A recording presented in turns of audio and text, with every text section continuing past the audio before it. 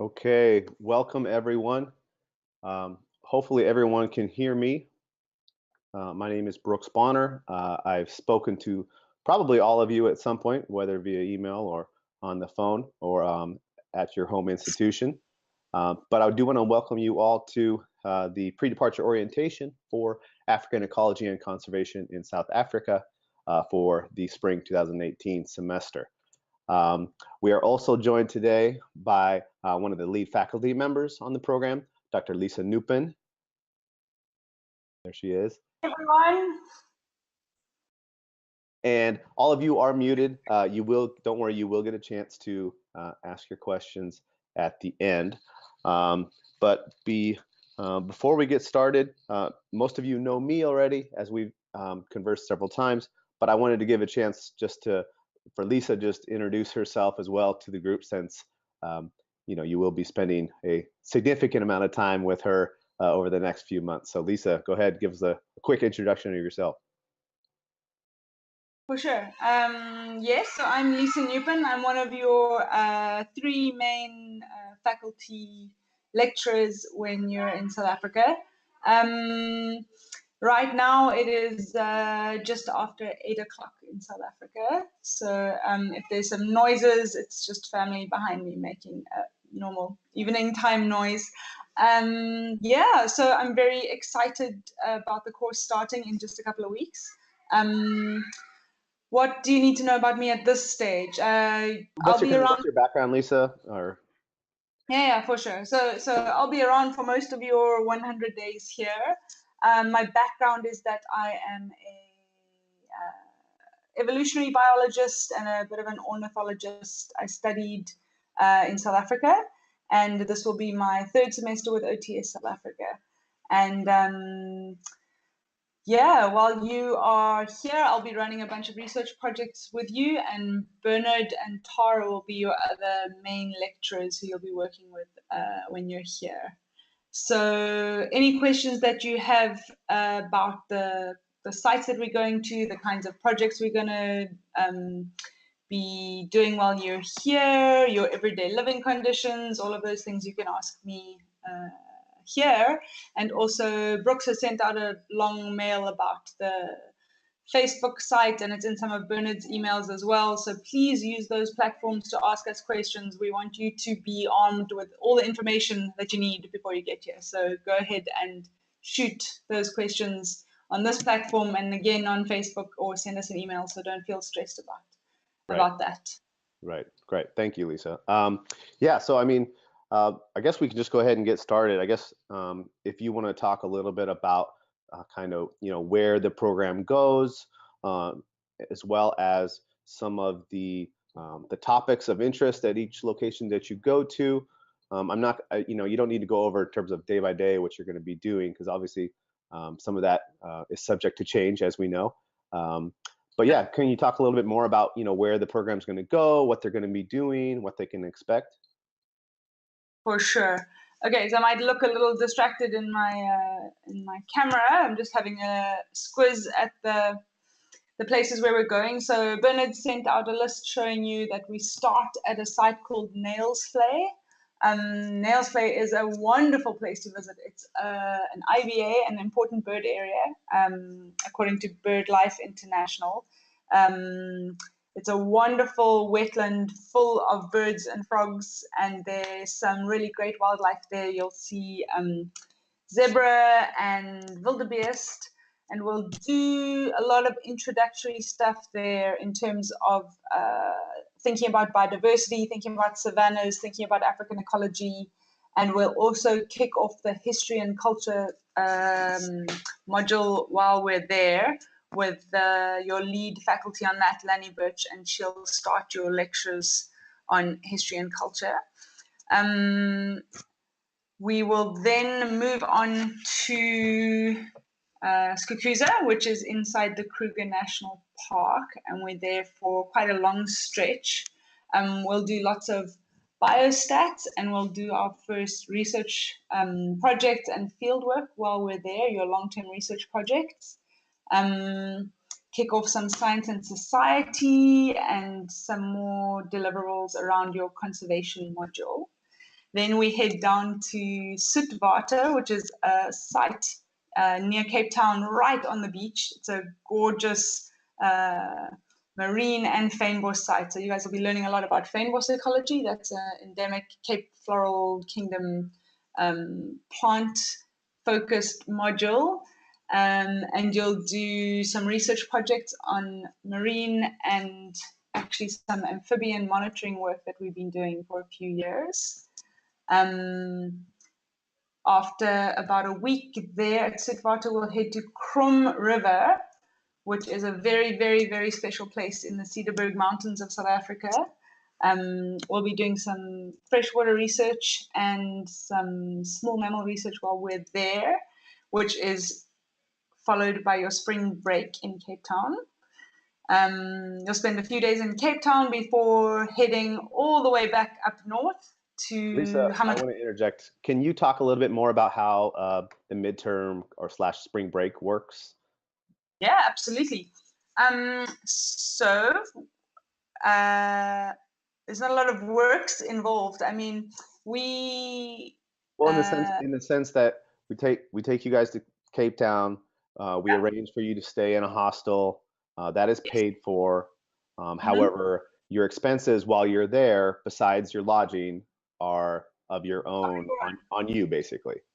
That's true. I mean, when you get here, we'll talk about the amazing variety of things that you can do while you're in Cape Town.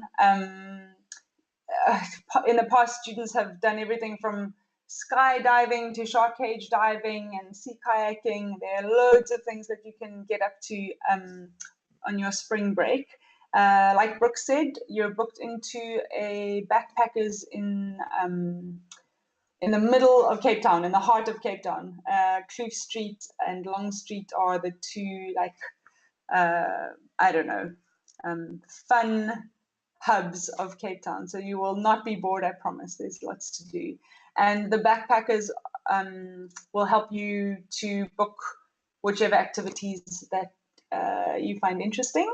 So you'll have a bit of time before spring break to plan that and make the most of it while you're in Cape Town. And I think you'll have a great time. Yeah, so you can ask me any questions about that as well. I have some recommendations of things to do in Cape Town. Yeah, I think we'll at the end of this talk, we'll open it up to questions from students so they can go ahead and chime in and ask questions about anything that we've covered or anything that we failed to cover during this little talk here. So go ahead and continue with kind of what happens after the midterm break. Thanks, Lisa. For sure.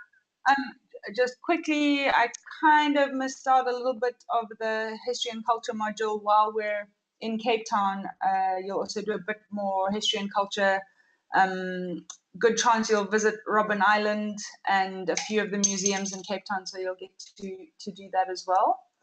And then it's spring break, and then we head all the way back up north to Mpumalanga, the northeastern province of South Africa, where you will undertake a homestay. So you will stay for 3 or 4 nights in a very rural village with a host family in Venda, with a family of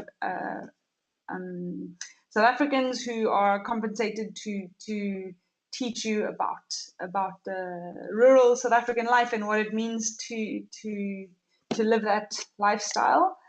You'll be accompanied by a translator, so you'll be able to communicate freely with your host family, and it's really a lot of fun. You'll get to experience a lot of things you wouldn't otherwise, I'm sure, experience. And there are a few other really fun sites around that area to enjoy. Then we head to Punda Maria, which is a camp in northern Kruger National Park, where we'll do some more research. It looks like we'll do a bit of bat and elephant savanna fieldwork while we're at Punda Maria. After which we will head back to Skukuza, which is sort of the second site, our home base, where we have a lecture theatre and a library and a laboratory. So that's sort of home base in Slukuza, and we have a long stint there with your exams and your final research projects. And at the end of that stint, you will present your final research project at a very fancy gala dinner.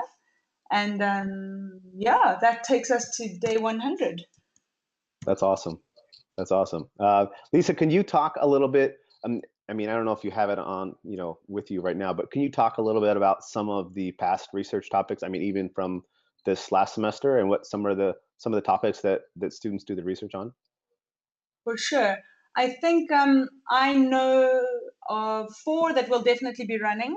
Um, the the ones that I'll be involved with are the marine fieldwork project. So we are going to be looking at not necessarily rocky shores, but intertidal marine biodiversity inside and outside of marine protected areas off the coast of South Africa. So we'll be snorkeling and using quadrats to identify and count different kinds of marine organisms, and maybe we'll encounter other exciting things along the way.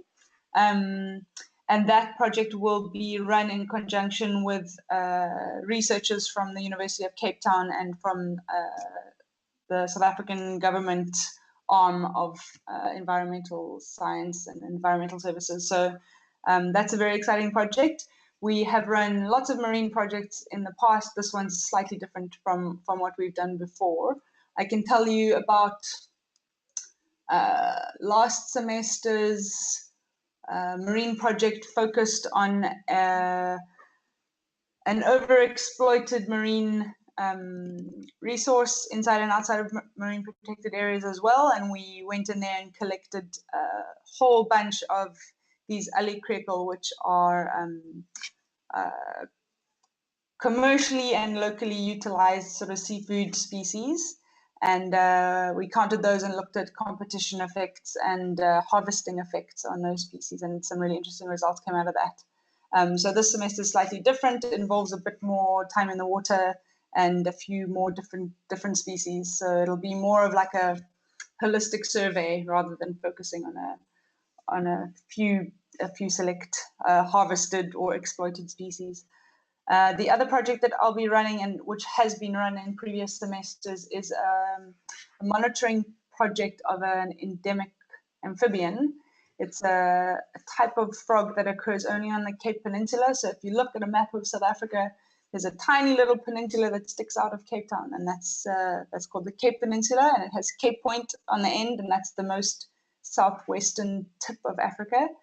And in that national park that encompasses that peninsula, there's a very specialized endemic frog species, and we're going to be led by a professor from Stellenbosch University, which is close by, and he's going to be showing you how to pit tag and monitor and build capture mark recapture models and look at dispersal and population size of these endemic frogs.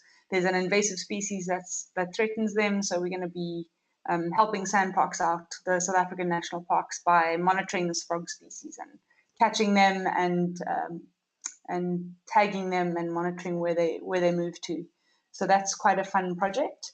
And then there will be bat detector based project. So using the vocalizations of bats in Kruger Park to monitor their foraging behavior and monitor their abundance of different species and the way that they partition resources during the night. So that could be quite a fun project to be involved in.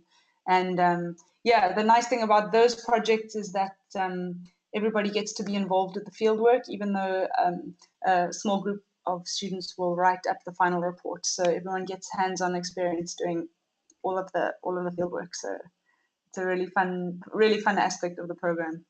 Nice. That's a good overview. Thank you. Um, Sure.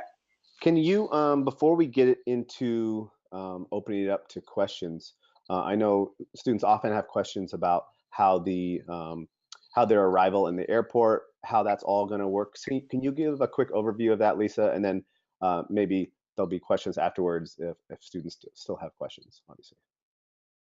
Absolutely. I know that students are often very worried about arriving at Joburg Airport, and I promise you that it's a very safe and friendly and controlled arrival. Um, Basically, the way it will work is you send all of your flight details to us. I imagine Bernard has received all of your details about when you're arriving, and there will be two staff members waiting at Johannesburg arrivals with a big sign that says OTS, and you meet up with them, and they will show you everything that you need to know how to draw some money. So we advise that in that first hour or two that you're at the airport, that you draw a little bit of cash. So you have about, I think we advise 1,000 rand or 1,500 rand for your initial expenses, just arriving, whatever you need, water and food and or snack or perhaps a SIM card. We can maybe talk a little bit about that if anybody wants to discuss uh, data plans or internet availability in South Africa. Um, so draw some cash, potentially buy a SIM card. There's not much else you need to do at the airport Yeah, usually. I think generally, if any of the students, if you are arriving like a day before the program officially starts, you should communicate that with us. We can Mhm. set you up with the place that we'll be staying the first night of the program. It's also a good idea in general just to let your bank know that you're going to be traveling as well. You don't want to arrive in South Africa and then try to withdraw money and your bank puts a hold on your account. It's not fun. Um, so that's important that you want to do that before you leave. But do let us know. As Lisa said, make sure you're sharing your itinerary with us, with Bernard. Um, and also another cool thing that some students have done in the past is with that Facebook group, students do oftentimes travel on the same flights. So if you can, ask people, say, hey, who's flying from, JFK on this date? There may be one or two other students on that same flight. So you can coordinate that together, travel together. It makes it a little bit more fun. One other thing that's important is to make sure that you wear your OTS t-shirt so that OTS staff in South Africa can easily identify you if for some reason you don't see the big signs that we have. Shame. Yes, Yeah, indeed. The t-shirts are quite important. Although you're quite easy to spot usually with your enormous bags and your vibrant young enthusiasm coming out of that arrivals right. um, terminal. But for those people who arrive a little bit earlier, you can either organize to meet us at the backpackers that we're staying in Johannesburg, or you can come to the international arrivals terminal and find us there, because there will be two staff members there the whole day. Just let us know that we need to look out for you. So we want to make sure that everyone is accounted for by the time we leave the airport after the last flight is scheduled to arrive. So it's all about communication. Right, right. And speaking of communication, it's important that students realize that there are going to be segments of this semester where you're not going to have connectivity to internet. You're not going to have connectivity to maybe an easily accessible phone. Doesn't mean that if there was an emergency, we couldn't communicate with the proper people or representatives. But it's important to let your parents, your family, your friends know that there will be times when you're not going to have connectivity to the internet or you're not going to be able to be reached so readily. So there are spots like that, exactly as Brooks has outlined, especially up north for those homestays in rural Venda. You should not expect to have internet for at least a week while you're there. There's spotty cell phone coverage, but it's not something you want to rely on to keep in touch with family. So, and there are a few. I mean, it's outlined in the orientation package that you receive that there are a few places where you should expect the internet to be quite poor. Um, so plan for that and tell people that you might not be able to respond immediately to messages, so that people are aware of that. Right. Almost all, as Brooke says, everywhere we go, there's an emergency plan. If it's urgent to get hold of people, we can do that. So it's just about expense and effort to get connectivity in those far-flung places, but that's part of the adventure, Right, as far as right. we're concerned. Let's see. There was something else I was just thinking of before we open it up to questions. I've drawn a blank, so we will. Well, actually, you know what? You know what it is it's not a bad thing if you all, since you all have the orientation packet, to print that out and bring it with you on the flight. If for some reason there was something to happen or you got mixed up, there's contact information in there. There's email addresses, so it's good to have that physical copy with you as well. So. Good idea. If there's nothing else, what I want to do is open it up now to questions from all you students. So I'm going to show you how to do that. So you have to notify me that you do have a question, and to do so, if you're using the Fuse software on the bottom right-hand corner of your screen, you should see 3 dots. If you take your cursor over that, it's going to say More menu. If you click on that, it's going to open up a drop-down box, and there should be an option for raising your flag. It should say Raise your flag, and there's a little flag next to it. So now is the time. Learn something new every day. So now's the time that I know many of you probably do have questions. This is a good time to ask with Lisa here. And looks like our first person is going to be Megan. So let me unmute you, Megan. Give me 1 sec. Hello, Megan. Okay, Megan, are you there? Hi. All right, go ahead. So my first question, I have a lot, but I can also email some of these. But my first question is kind of like what bags I should pack stuff in. So I talked to Julie, who I think was on your program last fall. Julie Fowler, yeah. Yeah, because she goes to my school. So she like advised me on some bag, like what I should bring for bags. That was kind of different from what you guys said on like the packet and packing list and stuff. So she thought that like bringing a big suitcase would be fine. Mine's not like massive, but it's like kind of big and hard. But on the orientation packet, it said like don't bring a big hard suitcase. So I was kind of confused what should I bring. So I was kind of planning on maybe that suitcase and like a bigger like day pack backpack and then like my smaller school backpack, just with like That sounds flights and like checking bags. But is that not a good idea? I think that all sounds okay. The things I would, so 2 things I would initially take into consideration is that bags, that we often go to places where bags with wheels are not the ideal thing to have. It's not like you can't pick up your bag with wheels, but you probably don't want to drag it across sort of felt. What's felt like?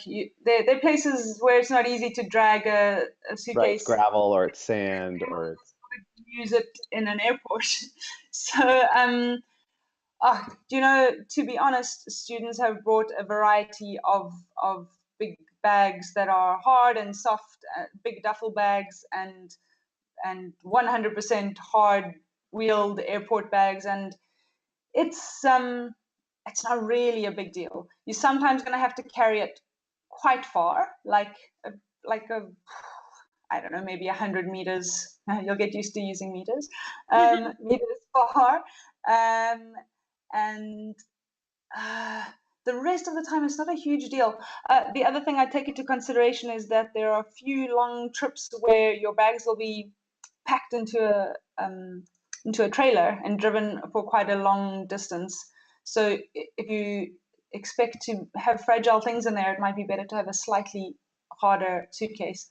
But I don't think you can, if you have your bags bought already and you're going to fit everything into the ones that you have, I don't think you can make it a huge mistake. I think you'll be okay either way. Okay. It is important to have a day pack though. If you have a day pack and potentially a bladder bag to carry water in your day pack, that can be really handy for field work. So you don't have to carry a separate water bottle, you should probably bring a water bottle as well. But it could get pretty warm while you're here and while you're in the field. So day pack, very important, so you can carry your sun cream and your field equipment and your water and your lunch in there when we go out into the field for long days. Yeah, I think that's my input in terms of bags. okay. And Megan, did you say you had another question? Yeah, my other question was about laundry availability. I couldn't find as much on the orientation packet, like at which locations there would be laundry. So I was wondering, is it really not at many locations and we should bring stuff to like hand wash our clothes or? So the laundry, the resources available to everyone to do laundry varies hugely across sites. While you are in Skukuza, you'll mostly do hand washing of your clothes. There's facility to use machines to wash your bedding and bigger kind of items of clothing. We will supply everything that you need to do your hand washing, so you don't have to bring soap along unless we have had a student with allergies, with skin allergies. So if you have specific needs around sort of organic washing powder, then maybe bring some of that along. And then in other places, especially in the Cape, there will be machine washing available to you. In Hamakoya, you will definitely be doing hand washing. All of us will. So yeah, it varies. It varies across the different sites. If that helps. Yes, definitely. Thank you. Okay.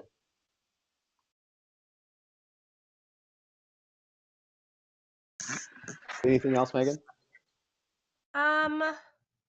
Yeah, actually, one more question. Okay. The orientation packet, like the packing list says that hiking boots are like kind of a not a necessity, but some people like them. Do you think that they're better than like tennis shoes? Do you think tennis shoes are fine? It's really just your preference in terms of like field work? Yes, tricky one. So this came through in the course reviews for the last semester. Some people didn't use their hiking boots at all, and were quite annoyed that they lugged big hiking boots all the way here and didn't use them. However, other students who did more hiking on their spring break and did particular research projects were really happy that they had their boots with them. So I would say that 80% of the research that you do, you can probably get away with sort of hardy trail shoes or approach shoes. That I have watched the savannah eat quite a few of the kind of delicate Nike sneakers that students brought along. I don't know what those things are called. They're like soft Nike tennis shoes. Yeah, they don't have They're a lot of. There's not a lot of rubber on the shoe. So if it's just cloth, then you're going to get spiked or I poked or promise prodded. your minds will be blown at how many things in the savannas have thorns. So you're going to want. I often wear gaiters with sort of like trail shoes, like Salomon or Adidas, or I don't know, those kind of brands of trail shoes, and those seem to be okay for most of the work that we do. Hiking boots you probably won't use a lot, but for particular projects you might want to have them with you. So personal preference, definitely. Africa's hard on shoes, so don't bring anything too delicate. Probably if you bring something sort of middle ground, you'll be okay. Some of the work that we do, the frog work, and obviously any river work that we do, your feet are going to be getting wet. So if you have water shoes or aquatic shoes, those could be quite handy as well if you want to bring Yeah, a those. lot of students will wear like chacos, things of that nature. Tivas, those work pretty well. Very popular. You can't buy them here, but they look amazing. All right, Megan. Looks like Hannah also has a question, so let me get Hannah unmuted here. All right, Hannah, are you there? Yeah, can you hear me? Yes. Yes, got you. Sorry. This is a pretty personal question, but I'm gluten-free and also vegetarian, and I was just wondering if there's certain food that I should bring from the US to South Africa, or you've had students like this in the past. Absolutely. Very good question. Because one of the highlights of all of your trips to South Africa will be the Aggie Shadow Catering Company that travels along with us everywhere we go and cooks you amazing meals with alarming consistency in the most crazy conditions. they've been doing the catering for these OTS courses for quite a few years now, and they have had every combination of gluten-free, vegetarian, vegan, all of the options. So they are very, very well aware of what you need. It's a very, very open-hearted catering company, and the whole system is just, you've just got to communicate. If there's something that you're missing from the food, let us know. If you want more nuts, if you need more, whatever it is that you need, you just have to tell us, and it can be arranged. So they've been, yeah, okay. One of the, whoa, that's right. Thank you. What One I was of going to the, say is, just to interject, Hannah, just make sure that you've communicated that with your messages to us, that we know of all of your food allergies or whatever your dietary restrictions are, so that we can best prepare the caterers for when you do arrive. for sure. That's Yeah, awesome. so Thank you let us so know what you much. need. And yes, certainly there have been gluten-free students previously. And in fact, Tara, one of the lecturers, is also gluten-free. So you can ask her for more advice. But certainly every effort will be made to make sure that you are not hungry or deprived of anything you need. So send through that info early on, and I assure you everything will be okay. All right, awesome. Thank you so much. That's Sure. all I have to ask. Okay, great. All right, looks like Emma has a question as well. Let me get Emma unmuted. Okay, Emma, are you there? Yeah, I think so. Okay, go Hi. ahead. Okay. So you mentioned gaiters, and I have like short gaiters that cover my ankles, but I'm wondering like how bad the ticks are, if I should spring for ones that like kind of go up your shin. I've seen those ones. Or what you recommend there. I worked in a pretty like ticky area last summer, but We have had we have found a few ticks after some fieldwork sessions before. So yes, certainly they're around. My gaiters are sort of just above ankle height, kind of slightly longer than your hiking boots. I think the ones you have will probably be sufficient. It's actually more to keep kind of grass seeds and stuff out of your shoes than to keep ticks off.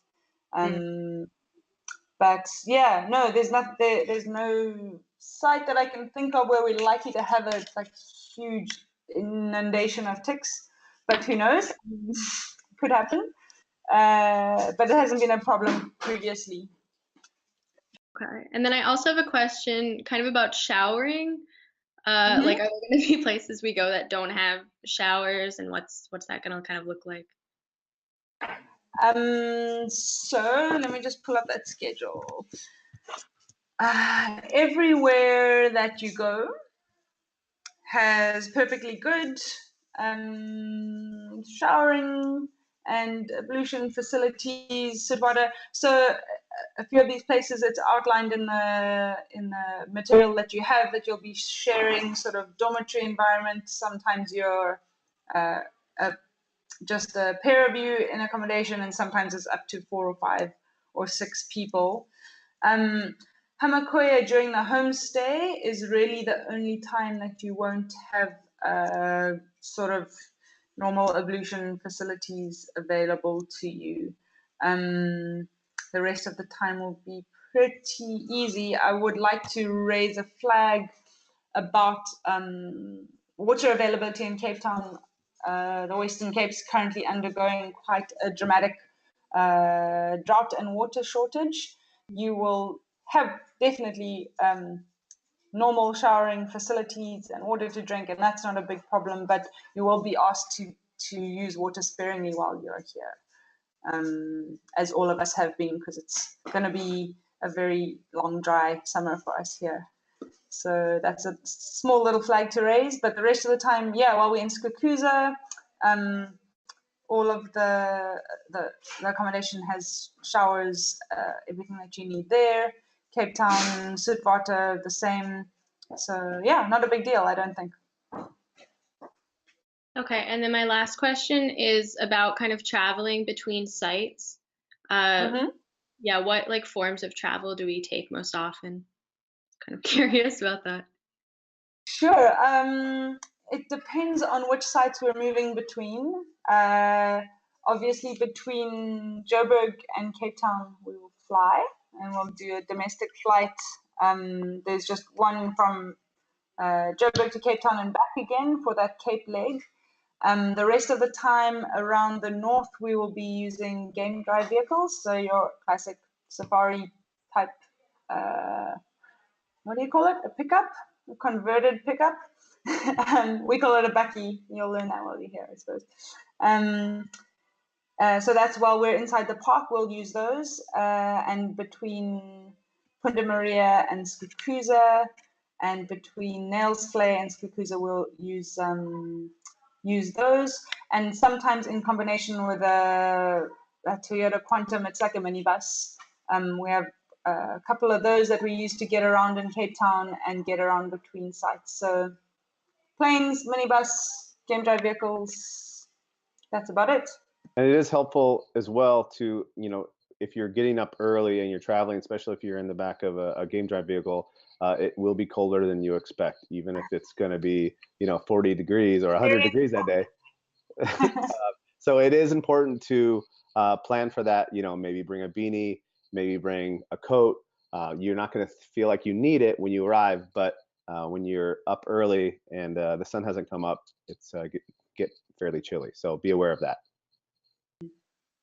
Yeah, good point. Okay, let's see. I believe Sarah also has a question. Okay, Sarah, you there? Hi. Hi. Hello. Yeah, I have two quick questions. One is, do you find that most students bring their own cell phones then buy SIM cards at the airport, or do they even just buy phones when they're in South Africa, just cheaper ones?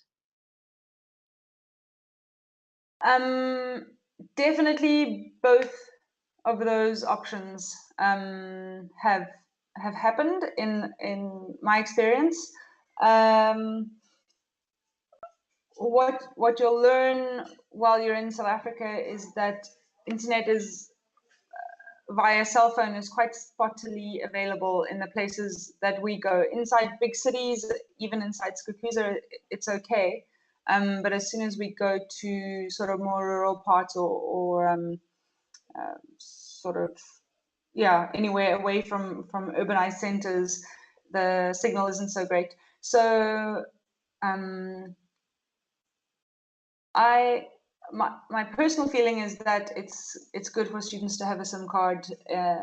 Most places at the airport or while we're in towns can unlock your phones and put SIM cards in there if your phones allow that.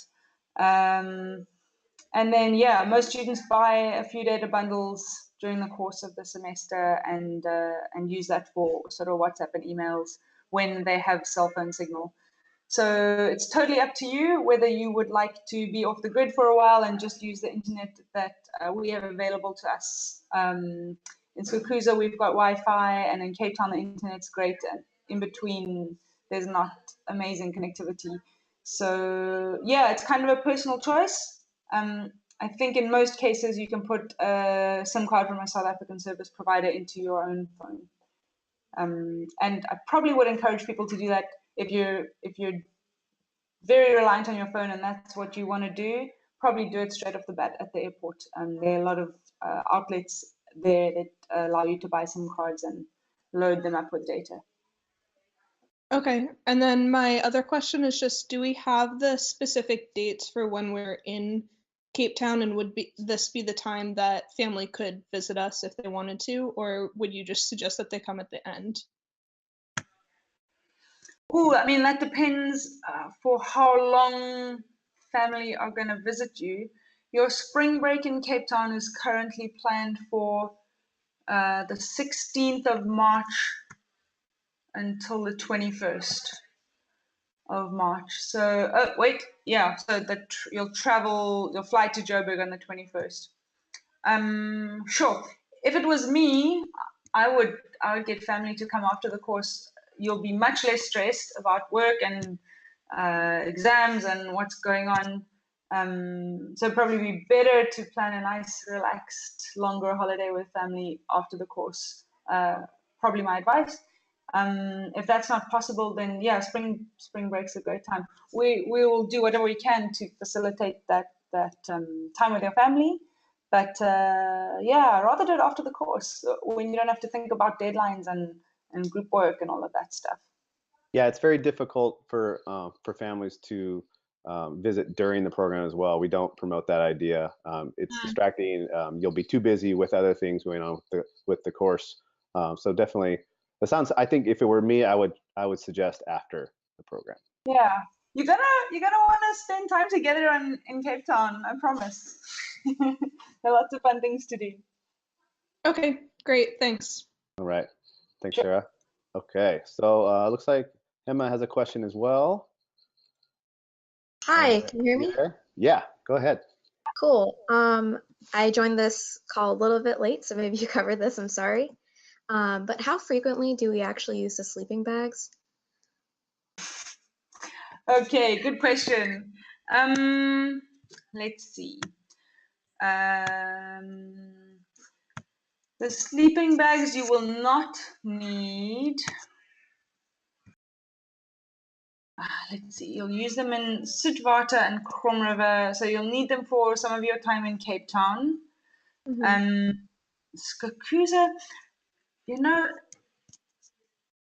and in Nelspruit. So this semester, actually, you'll be using them quite a lot. Okay.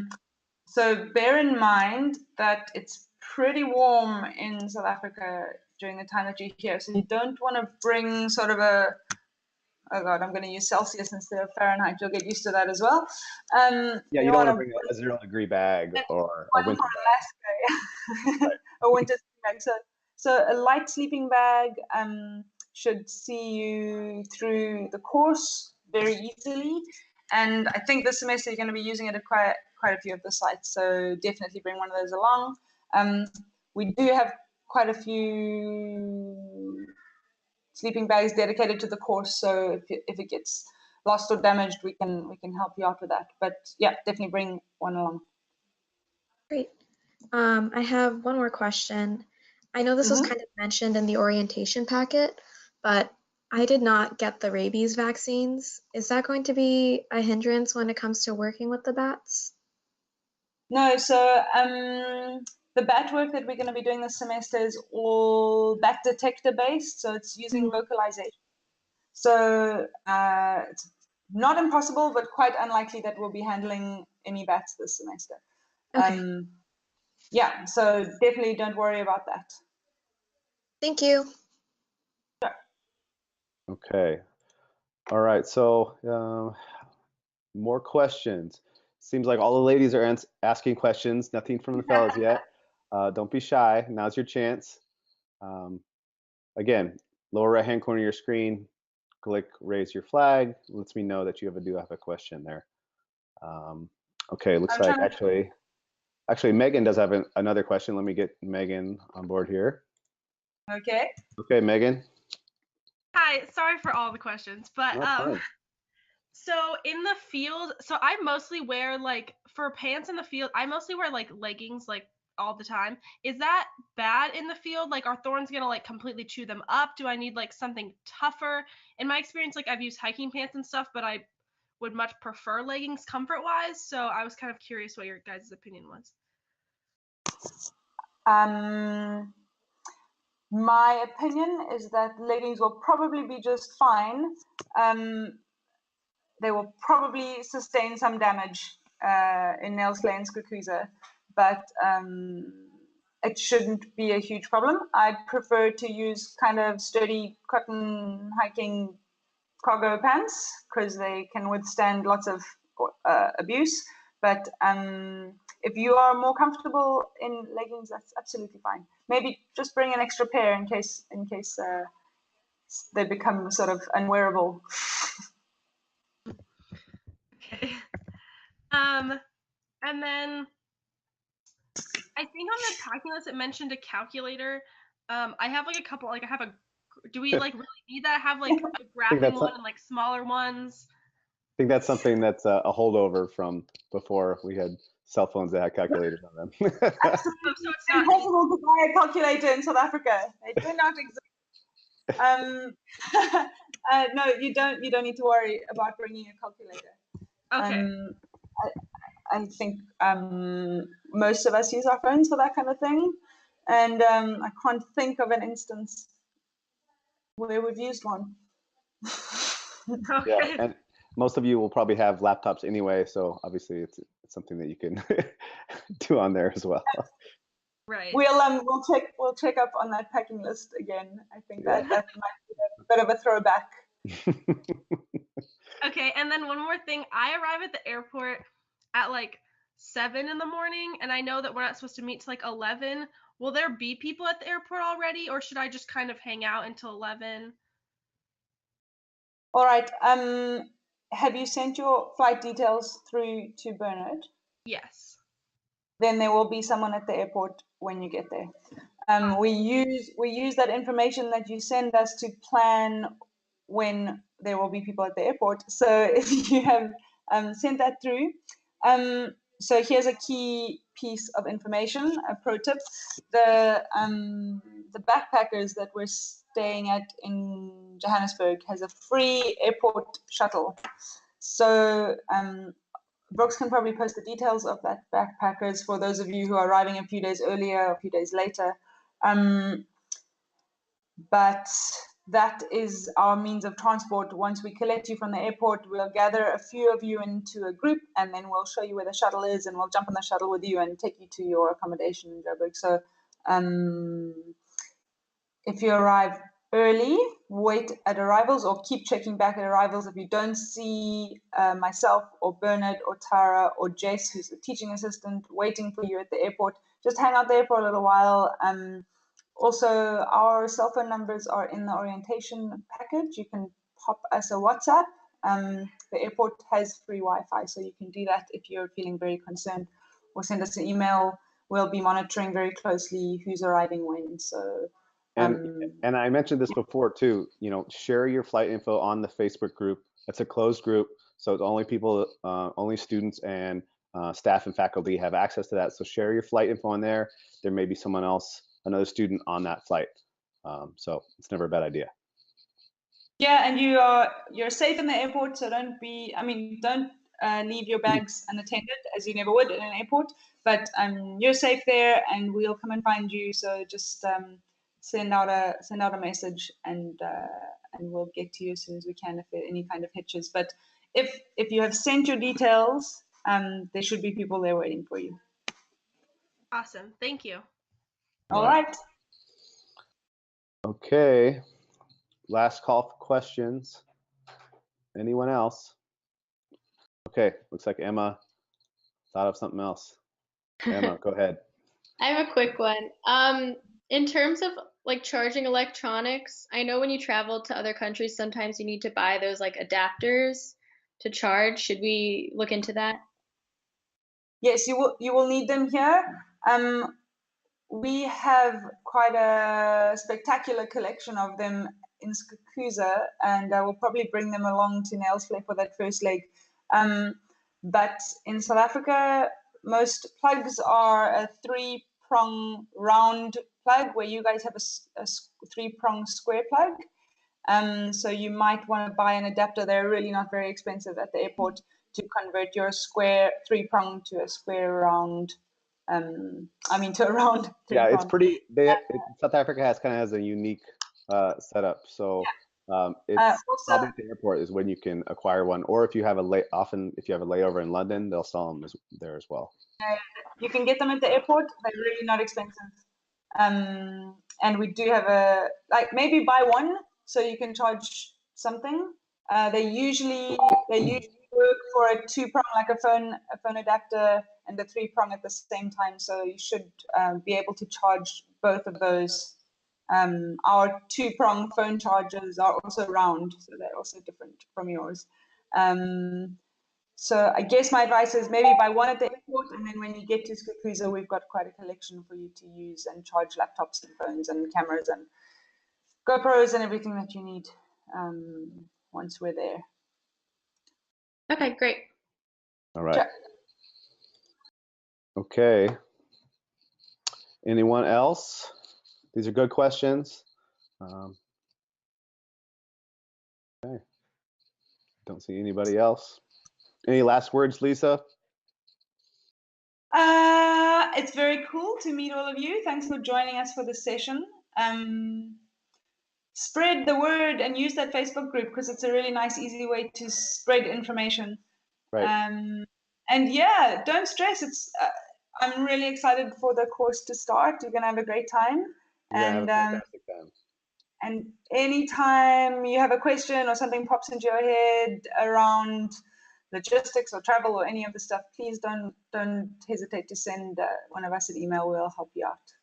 Yes. And also, I was going to say one comment regarding the visas. I think all of you have communicated with me, either whether you have it or you're awaiting, you've already submitted, you're waiting on to receive it. Please do let us know or let me know when you do receive it. We want that confirmation. Also, any questions, as you all have been doing, email me. I'll do my best to answer those as quickly as possible. We understand it can be a frustrating process, but stay with it. It'll be worth it in the end. Okay.